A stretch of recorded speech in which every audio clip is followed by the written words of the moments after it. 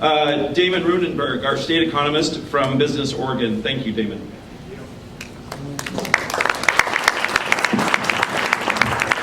I'll let you do the slides while I talk for a minute. Is it okay if I walk with this for a second?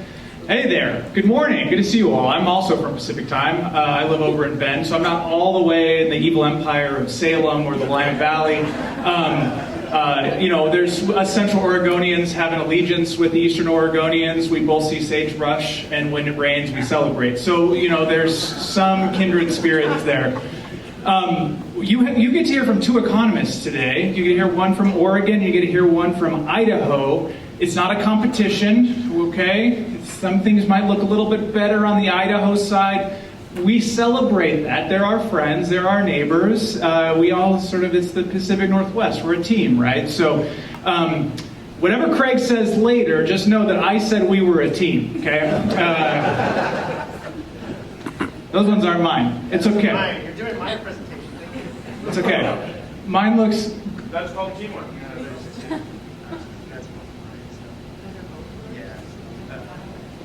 She said it was on the thumb drive. It's okay.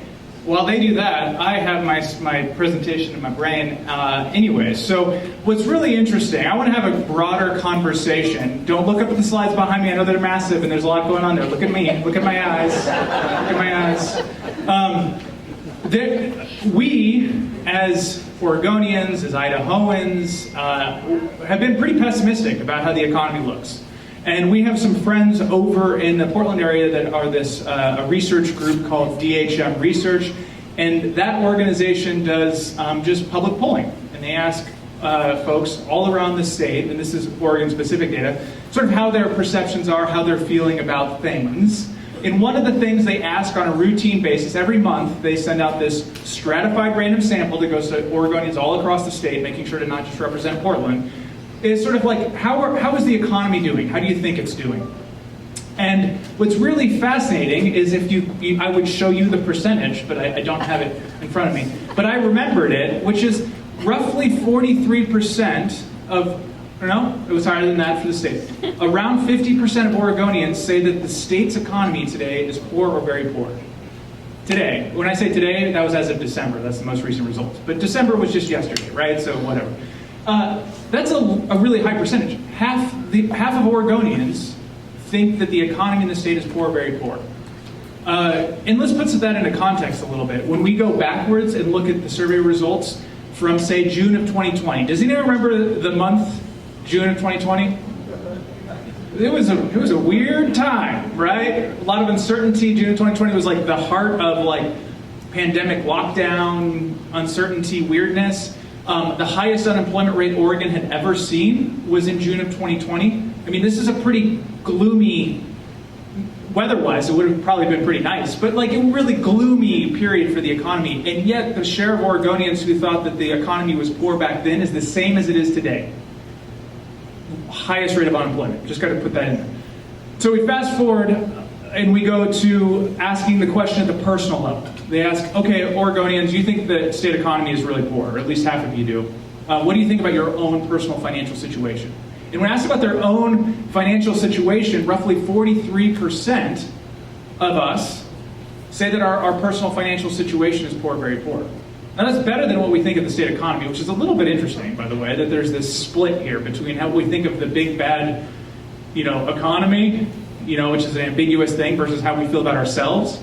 Because at the end of the day, the economy is just us, right? All of us aggregated together is the economy, us buying and selling goods and services and all that stuff. So how we feel about ourselves should be a reflection of how we feel about the state or national economy, but it's not that way. We are very pessimistic about big things and very optimistic about the individual level. But even then, 43% say that their personal financial situation is poor or very poor.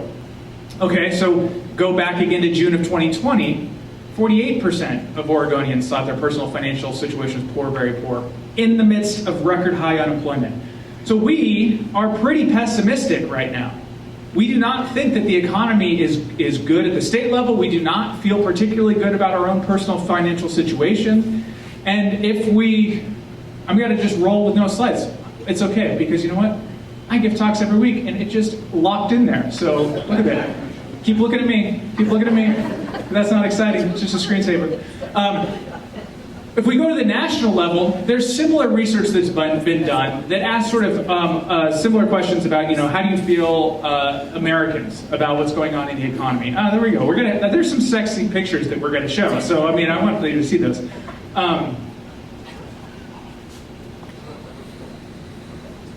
It looks like it doesn't work, but it's okay. Because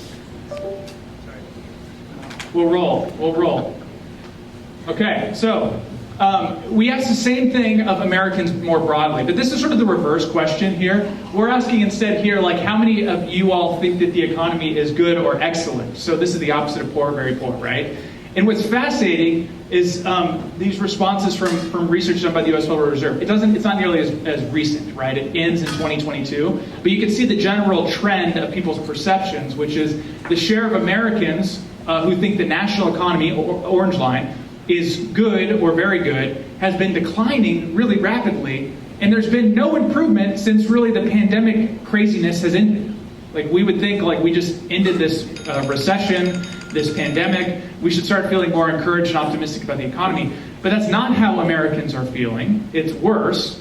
But once again, we see this interesting gap again. Remember how we said, like, at high levels, big ambiguous things when we talk about, like, the economy, people are pretty pessimistic, but there's this consistent trend that I find over and over again, which is we're all bullish on home. We're all bullish on the communities that we live in.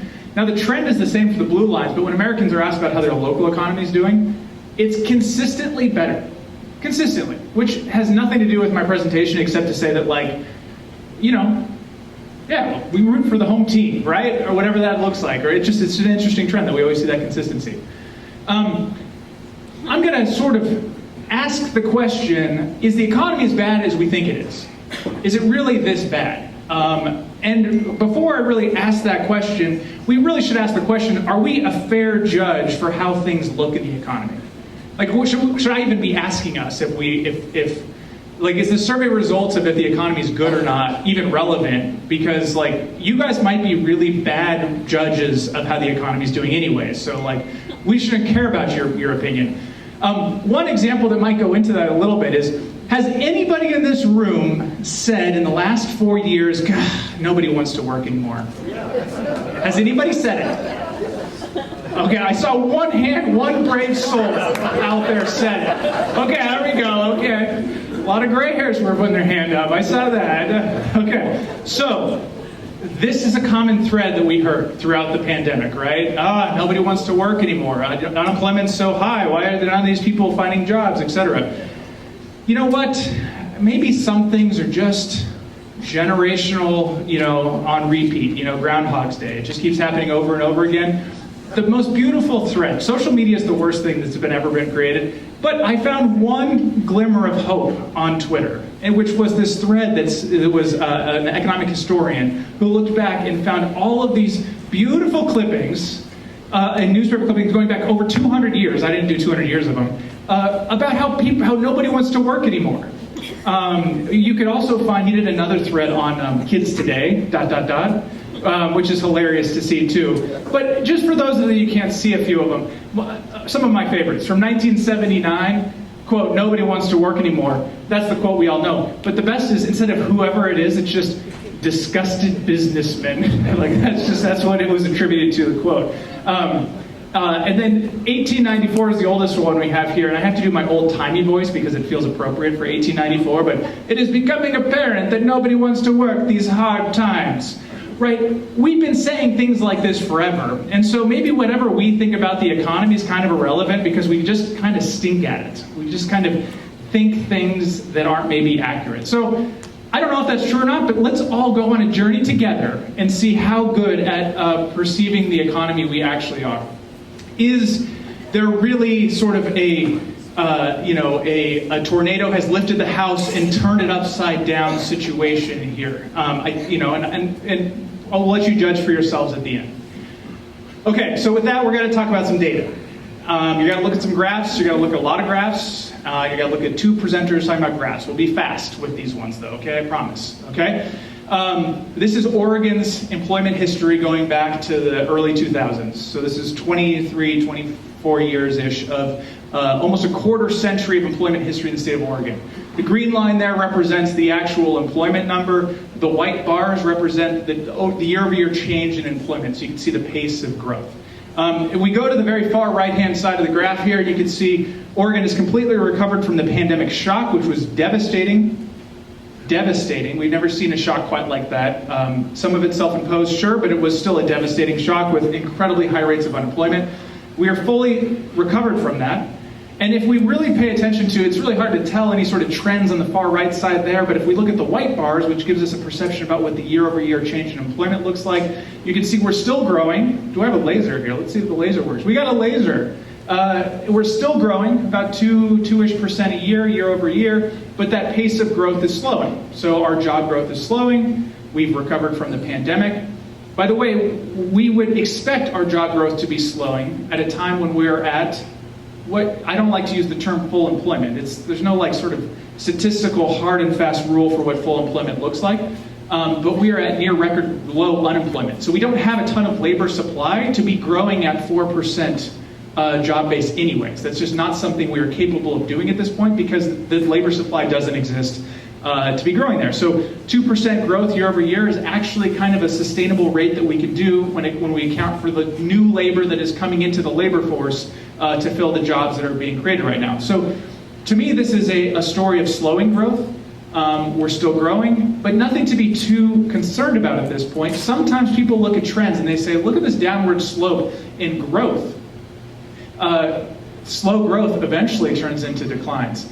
I'll tell you what, that's not how statistics work. It may be true, we may actually start seeing declines. Maybe a recession happens a month from now, but at this point, we're not too concerned with the trend that we're seeing there. All right, let's compare what's happening at the state level to some of the regional stuff. I'm not going to touch Idaho at all because we have our Idaho guest in the room here who had to travel from very far distances to get here today. And the local guy here, you know, I want to make sure I don't step on his toes. So what if we look at, we're fast forwarding, same trend line, but we're starting with our trend in employment going back to just before the pandemic. I want to give us a little bit of a flavor for what we went through. I know some of us have PTSD, we don't want to remember it, so just ignore that big dip there, just look right past it, look on the right side of the graph. What you can see, so for us here in Mount Huron, we're the gray line, Eastern Oregon more broadly is the blue line. Few things to note here. Our shock from the pandemic significantly less than we saw in the rest of the state. That was sort of true of most rural communities. A variety of reasons behind that. The only exception was rural communities that were super hyper tourism based. So like the Oregon coast, for instance, got walloped. But out here, not nearly as much. We know how to socially distance in Eastern Oregon. We get to the far right side of the graph here. What's really fascinating is everyone looks pretty similar, right? And that's really important to note because during the last handful of recessions that we've had across the state of Oregon, our rural communities, particularly Eastern Oregon, has been like particularly hard hit and had really slow times, difficult times to recover from those. And this was an interesting switch where the shock wasn't nearly as bad and we're back on statewide trend. So that's a positive story for Eastern Oregon, for Mount Huron County, in a way that looks a lot different than what we've experienced, say, in 2008, for instance. That was much more devastating than this one. And there's a lot going on here. Don't read any of it. Look at my eyes. Look at my eyes. Okay, I see. Oh, some people are looking. Okay, what's going on here? I wanted to say, like, let's break this down by industries a little bit. We're talking about Mount Huron County, and we're looking at the change in employment that's occurred over the last dozen years or so. But there's something else that I'm trying to show here that's really more important. The blue bars here represent the actual change in employment over the last dozen years, and you can see what industries are growing, and a handful of ones that are declining a little bit. Notable farm is one that's been struggling. We see a lot of declines there. Before I say anything else about the industry specifically, what are the orange bars? The orange bars represent how our industries don't move independent of that industry more broadly, right? So like what's going on in manufacturing here in Mount Huron County is affected by or connected to manufacturing across the nation, right? And so we want to know, how are the changes that we're seeing in this industry, how are they compared to what's going on at that same industry at the national level? So the orange bars are saying if we assumed the growth rate or the declines at the national level, when we applied those, to us locally, how are we different from those national trends? So if we're positive, if the orange bars are on the positive side here, it means that our industry has grown faster than the national trend. And if it is negative, if it's on the side of 0, the orange bars, it means that we've done worse than the national average for that industry. And what do you notice? We have a lot of orange bars on the right side of the graph. Our industries, whether they've been declining or growing over the last dozen years or so, most of them have done better. They've outperformed their same industry at the national level, which is not a story you often hear around here, I bet. That we've been outperforming the national numbers for a lot of these industries. Retail is one that stands out like a sore thumb up here. Really big. We really outperformed the nation. Remember, this is data over the last dozen years. I have a hunch what that retail number is from. Anyone out? I don't want to say it.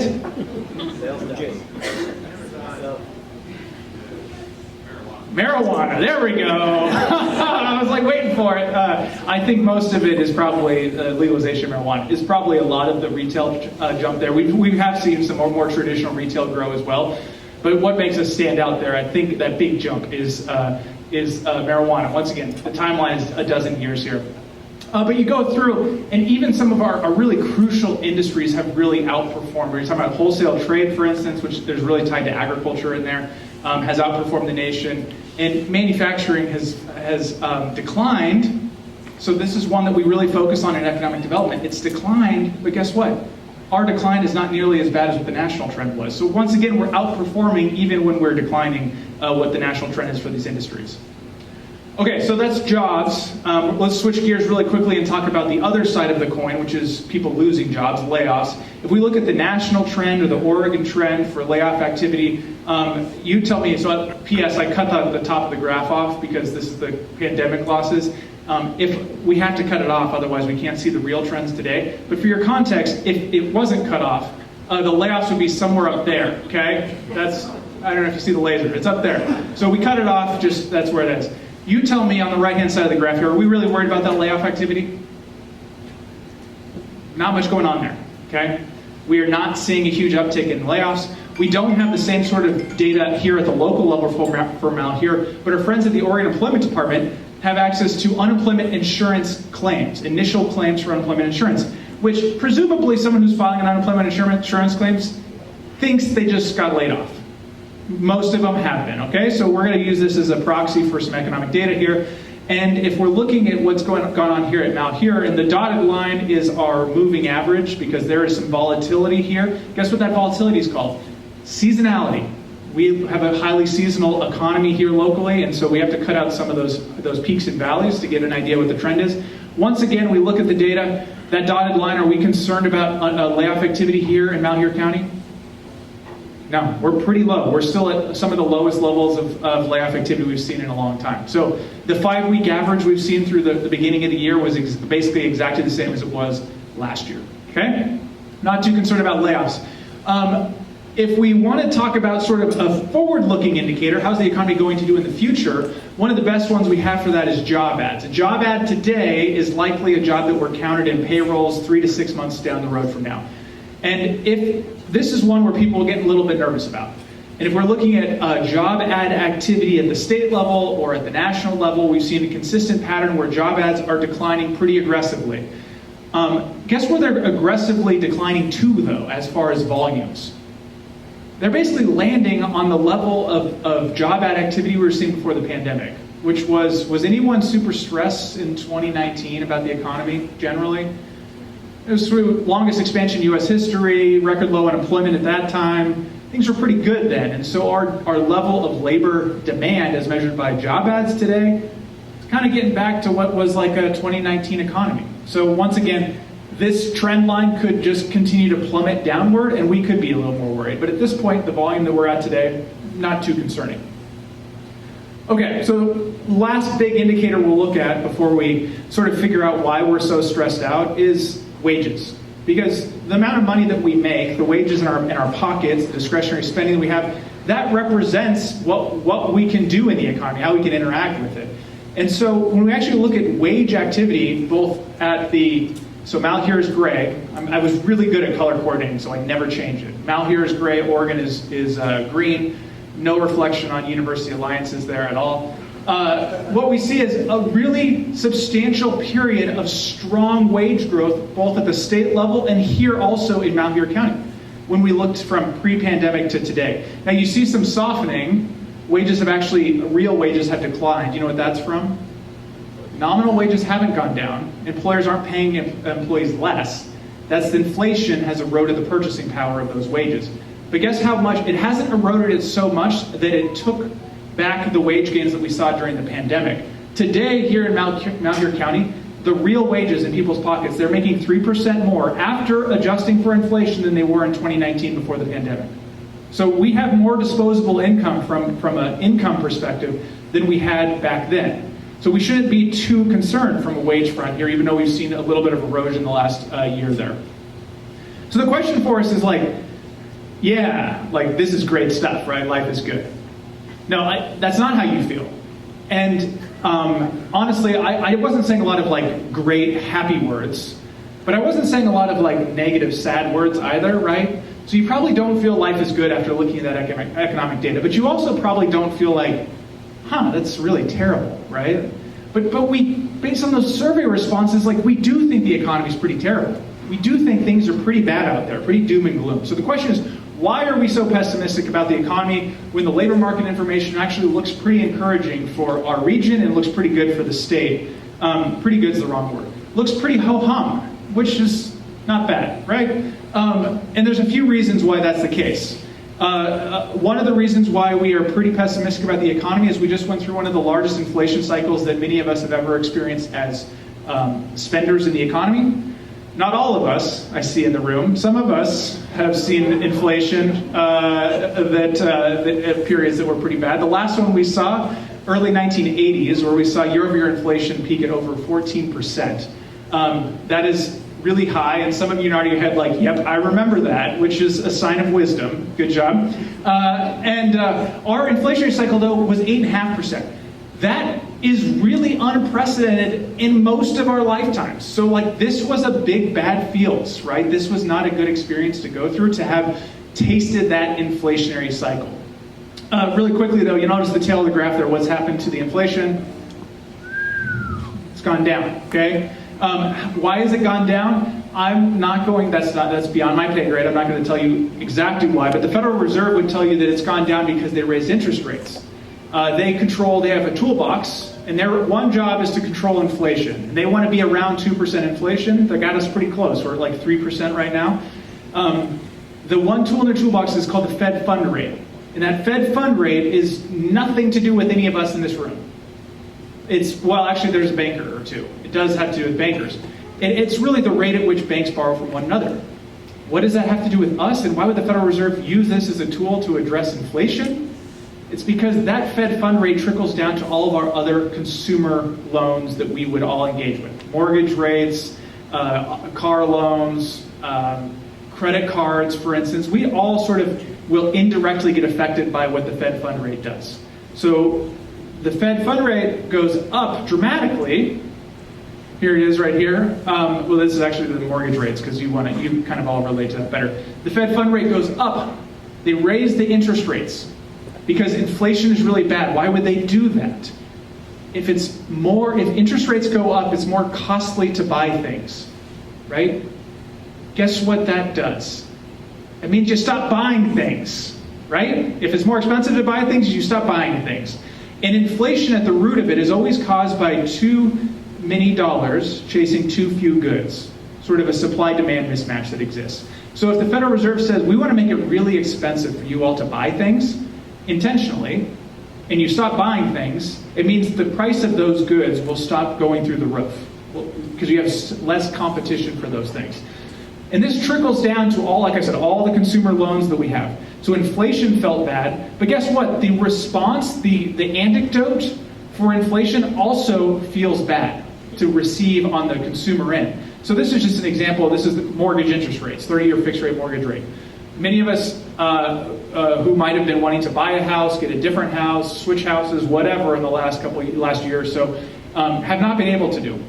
do that, have been feeling stuck in their personal situation because at an 8% interest rate at the current pricing of a lot of houses across the Pacific Northwest, it just doesn't pencil. You can't do it. You're locked out or locked in. Maybe you have a house and you feel like you can't give up your 2.75% mortgage or interest rate that you have. Whatever it is, the response to these higher interest rates are working, we think. We think that's what's causing the inflation to go down, but it doesn't feel good either, right? I want to buy all the things. I want to go buy a new snowmobile, but I can't because credit card debt is just too expensive right now, or whatever it might be. And what that's translated to also is this response with higher interest rates has really boiled up into causing our housing affordability crisis to get that much worse. And this isn't to blame the Federal Reserve for our housing problems or our housing woes that exist not just here in Oregon, but exist with our friends across the river in Idaho and our friends across the other river in Washington. We all are dealing with housing affordability issues. And the interest rates on mortgages are a major factor in what affordability looks like. And for many years, our exorbitant housing prices were held in check by a low interest rate environment. We were able to get super low interest rate loans, and so the fact that the house price was really high relative to your wages was kind of okay. It sort of it sort of balanced itself a little bit. But that balancing act has really fallen over. And where we're sitting today, I mean, interest rates are no longer at 8% for mortgage interest rates, but banker in the room told me today, it's 7%, 6.8, whatever, still really high. And what that does is it just causes what it looks like for local wage earners. This is the key here when we talk about affordability indexes and why Idaho doesn't look great on here. Look at that, Idaho. The one thing you don't look good at. And I'm kidding. They're beautiful, aren't they? Local wage earners being able to afford local housing at the current interest rates. It looks really bad. We haven't seen any sort of erosion on this one yet, and we hope to soon. We can use some softening in the housing market.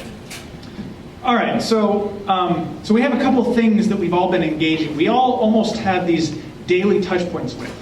Inflation we experience on a daily basis, whether it was going to the grocery store, really anywhere, vacations, whatever you want to do, inflation was touching it. And you had this high interest rate environment that was difficult, and all of us live someplace, so we've all sort of dealt with housing affordability issues to some extent or greater or lesser extent. These are all daily touch points that don't feel good. And so when people are asked how they feel about the economy, their brains go to those last 3 slides. They go through that inflation cycle, they go through what it looked like to have to say no to things, to have to constrain their spending. This never feels good, right? Even though you constraining your spending, you're fighting inflation. We're doing it together, people, all right? But either way, that solution doesn't feel good, right? And that overall has led to some pretty significant pessimism, even though the labor market information that we're seeing out there, the job market, the demand for labor out there looks pretty strong. It looks pretty good for most of the Pacific Northwest. So how would I actually frame what the economy looks like today? I call it the vacation hangover economy. Okay, so some context here. I've got 2 young ones. We have a 3rd grader and a kindergartner, my wife and I. This year, so the kindergartner just started kindergarten this school year. This year we decided to take our vacation up at the family cabin in North Idaho on Priest Lake.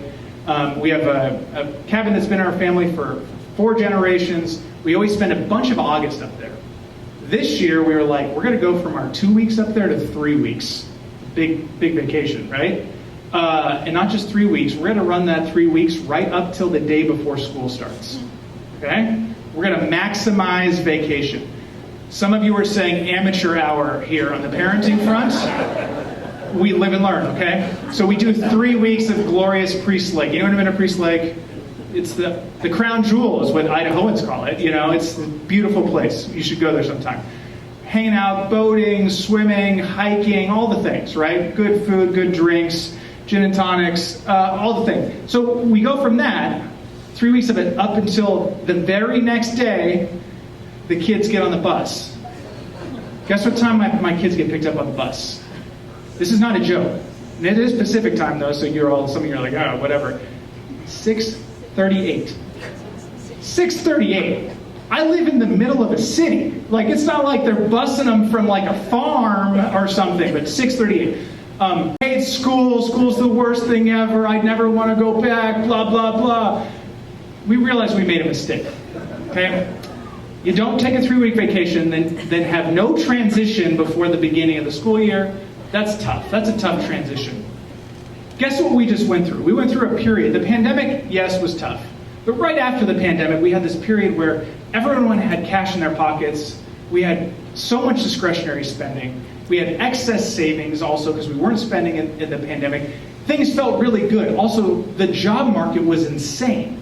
So much hiring because we were all spending money. This was like superheated economy. It was like fake life, right? Like vacation. Hanging out on Priest Lake is not, in the summertime, is not real life. Eventually winter would happen and it's not nearly as fun. So what happens is we have this really great time in the economy and it's very exciting. And then it felt like the rug got pulled out from us really quickly, where the inflation cycle came out of nowhere. And we got hit with this inflation and all these bad feels things in our mouth. Even though some of the underlying components of the economy were still okay, the things that we're engaging with on a daily basis didn't feel good. And that, my friends, is the vacation hangover economy. But guess what? Is school bad? Some people are like, yeah, school's bad, but not the TVCC folks. They're like, go to school. School's not bad. School's great. And you know what? Is it okay to say have to restrain your spending in the inflation in the face of inflation? Like that's a good thing to probably be doing. The right decision to be making. It still doesn't feel good though. And so even though these experiences don't feel good, it also doesn't mean it's doom and gloom out there. And there's no like underlying recession that is about to hit us or that we're concerned is about to hit us in this moment or that we're in at this moment. So with that, I want you all to take a deep breath. It's going to be okay. The economy's not that bad. We're just back to school. So with that, thank you so much for your time today, everyone.